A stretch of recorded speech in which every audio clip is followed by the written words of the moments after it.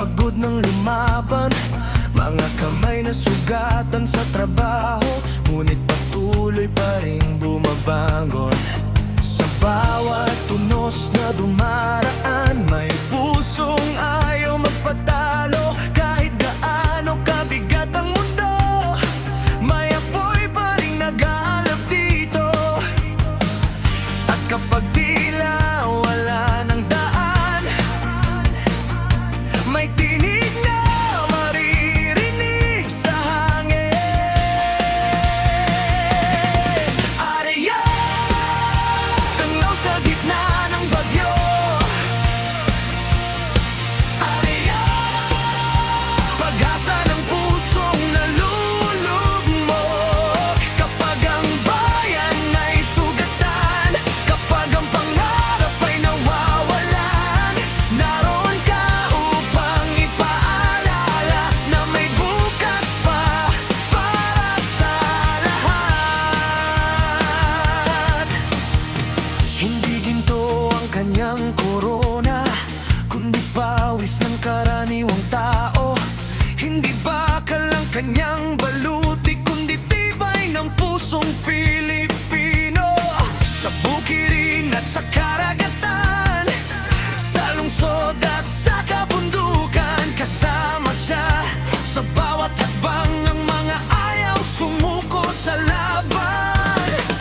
At kapag tila wala ng daan,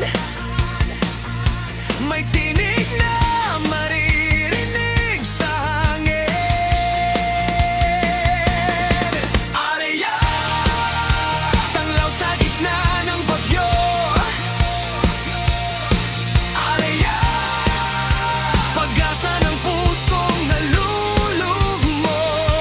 Kapag ang bayan ay sugatan, kapag ang pangarap ay nawawalan, naroon ka upang ipaalala na may bukas pa para sa lahat. Pilipinas, naririnig mo ba ang tibok ng milyong nangangarap? Hindi tayo nilikha para sumuko, may apoy pa sa ating mga balat. At sa bawat pusong tumitindig, si Areya ay muling nabubuhay. Hindi sa alamat o sa langit, kundi sa bawat Pilipinong lumalaban. Areya, tanglaw ng Pilipinas.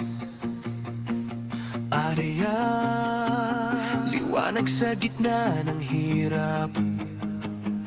Kapag ang bayan ay sugatan, kapag ang pangarap ay nasasaktan, itataas mo ang ating watawat at muling bubuhay ng pag-asa. Areya, tinig ng Pilipinas.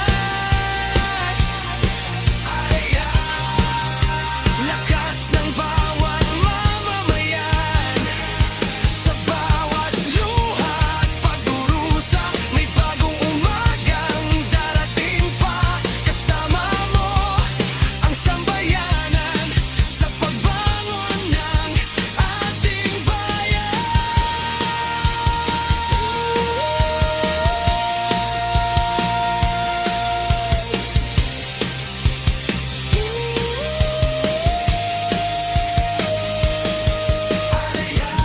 Sa puso ng bawat Pilipino, may apoy na hindi mamamatay. Tanglaw ng bayan,